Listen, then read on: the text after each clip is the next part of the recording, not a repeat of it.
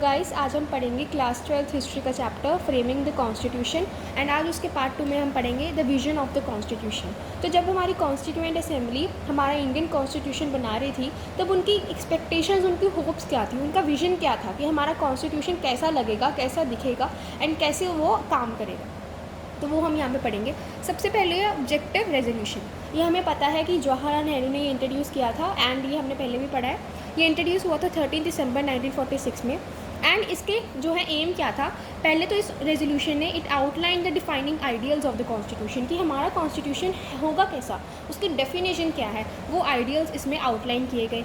उसके बाद it provided the framework within which the work of constitution making will be proceeded. तो हमारा constitution जब बन रहा था वो काम कैसा होगा, कैसे चलेगा, उसका फ्रेमवर्क इस रेजोल्यूशन ने बताया।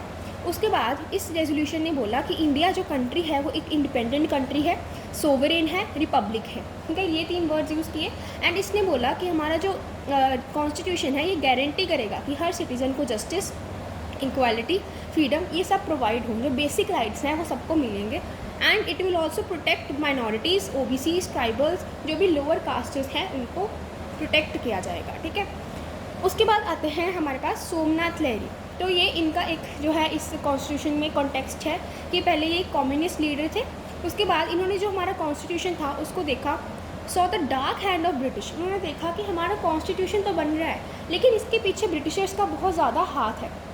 डार्क हैंड मतलब कि उनका एक तरह से कंट्रोल चल रहा है जो कि हमारे लिए अच्छा नहीं है।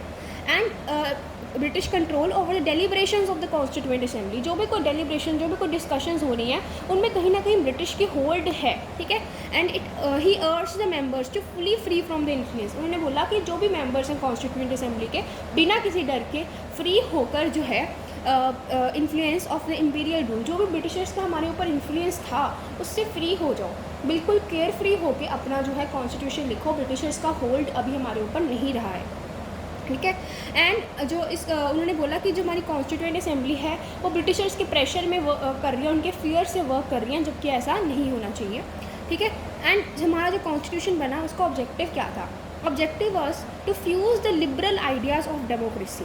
लिबरल आइडियाज़ ऑफ डेमोक्रेसी मतलब जो हमारी डेमोक्रेसी है वो हर किसी को फ्रीडम देती है, तो उसी के liberal ideas with socialist idea of economic justice.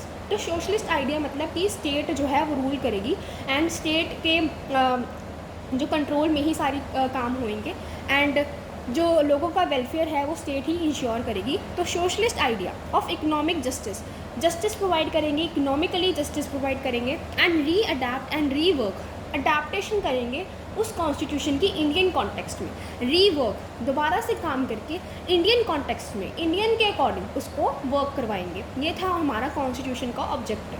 अब जब हमारा कॉन्स्टिट्यूशन बन रहा था तो जवाहरलाल नेहरू ने ये एडमिट किया कि जो लीडर्स हैं वो चाहते हैं कि different types of constituent assembly हो, कि जो कॉन्स्टिट्यूएंट असेंबली अभी है वो ना हो कि कोई और कॉन्स्टिट्यूएंट असेंबली हो। ये जो है नेहरू जी ने एडमिट किया।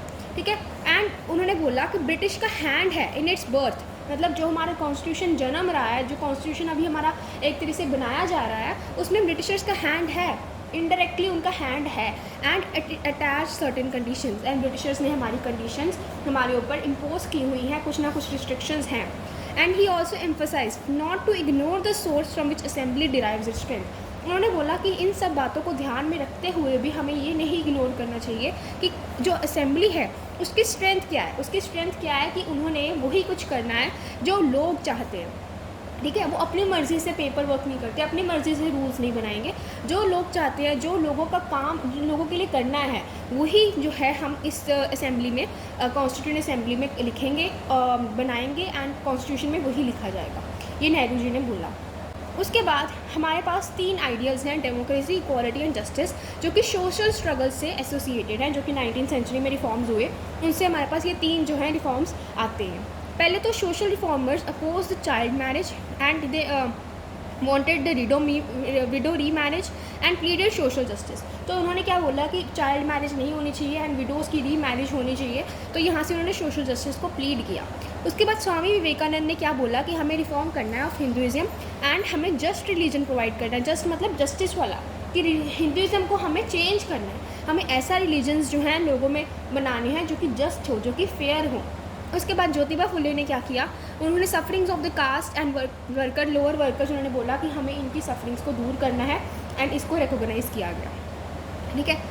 उसके बाद आता है हमारे पास कि ब्रिटिशर्स ने भी इंट्रोड्यूस किए रिफॉर्म्स, लेकिन जो अब रिफॉर्म्स हो रहे थे कॉन्स्टिट्यूशन बनाने के टाइम वो बहुत डिफरेंट थे जो ब्रिटिशर्स ने इंट्रोड्यूस किए थे। तो वो डिफरेंस यहाँ पे पढ़ते हैं कि ब्रिटिशर्स ने 3 साल में जो है रिफॉर्म्स इंट्रोड्यूस किए, एक 1909, एक 1919, एक 1935।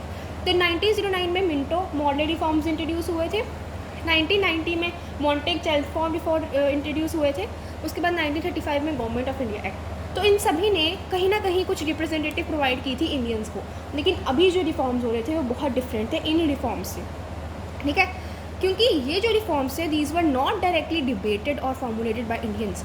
ऐसा नहीं था कि इंडियंस का कुछ इसमें स्टे था, इंडियंस ये नहीं कह सकते थे कि हमें ऐसा करना है, हमें यहाँ करना है, कोई डिबेट्स नहीं थी, कोई फॉर्मुलेशन नहीं थी, ब्रिटिशर्स जो चाहते थे वो करते थे, ठीक है। These were form by the colonial government, ये कॉलोनियल गवर्नमेंट ने बनाए थे, लेकिन जब अभी इंट्रोड्यूस हो रहे हैं रिफॉर्म्स, ठीक है, 1947 के बाद वो कौन कर रहे हैं, वो इंडियन गवर्नमेंट कर रही है। उसके बाद इन्हीं रिफॉर्म्स में भी they were limited to not more than 10 to 15% कि एडल्ट पॉपुलेशन के सिर्फ 10 से 15% लोग इन रिफॉर्म्स में जो है जो असेंबलीज़ में आए गए, उनको रिप्रेजेंटेशन मिली, जबकि अभी इंडिया में सारे इंडियंस की ही रिप्रेजेंटेशन होगी।